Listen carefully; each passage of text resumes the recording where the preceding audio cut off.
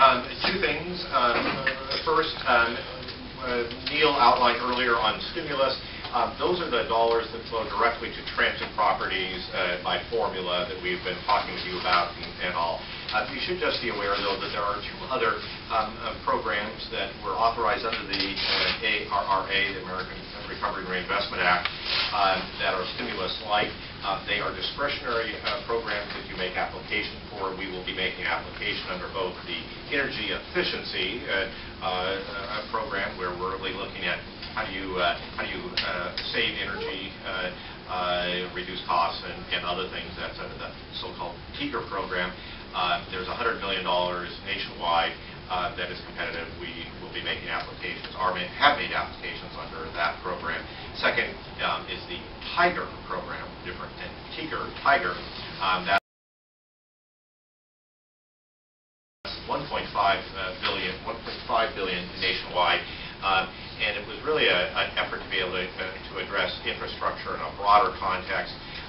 We think there are some real opportunities around some of the Port Milwaukee project elements that we might be able to make application for. And so just so you know that there are more things than just the stimulus that we will be applying for. No assurance that we will be awarded, but if we do, obviously we'll be keeping you apprised. Secondly, this is really a preview, because in the regular board meeting in 2 weeks from today, we'll be going through in a much clearer and complete sense kind of where we are budget-wise. But I do want to give you an initial read about where we are.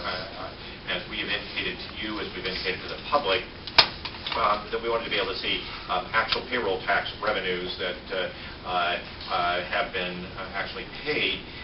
That really lags the quarter in which those obligations are incurred by about a month and a half. And so as we look at mid-May for the first calendar quarter of the year, we see what is in the numbers of unemployment and everything else, that is continuing decrease in payroll tax revenue. We're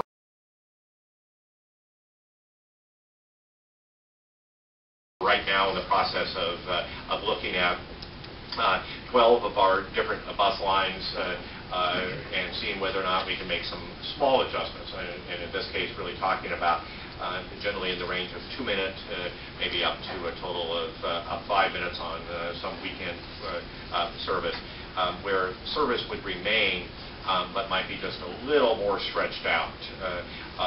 On our frequent service lines, even though those are very small adjustments, because so many buses run, that actually can save us additional dollars. Just so you have a rough idea of the dollars, we are down just about $31 million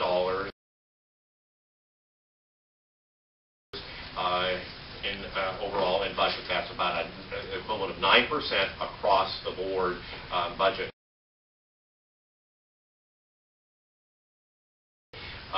We have taken steps, and in the 2010 budget reflect that 9%. We've been able to use $7.25 million of stimulus to be able to offset not the across-the-board cuts, but in the direct delivery of service. We've been able to use $7.25 million of stimulus dollars so that that 9% didn't have to be against service. As we are looking at the picture, and as I will be giving you in much more detail in 2 weeks, we're going to be looking at how to be able to close that gap on the service side. Those would be actions that would be taken in relationship to our sign-up in December. That is when we actually do a change over in some of our service delivery. We are hoping that they will be, as I said, very small changes, but it is on our very heavily used line, so it is still a significant issue. I would lastly just emphasize that some on the board have suggested we ought to explore at least the use of a fare increase. That will be something that we will want to be able to discuss more. There's also been discussion about whether or not fareless square, being restricted just to the rail side, would also save some additional dollars.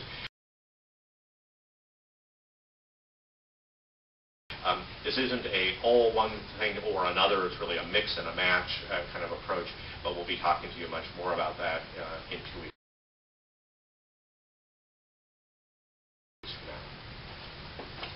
With that, you have to answer any questions.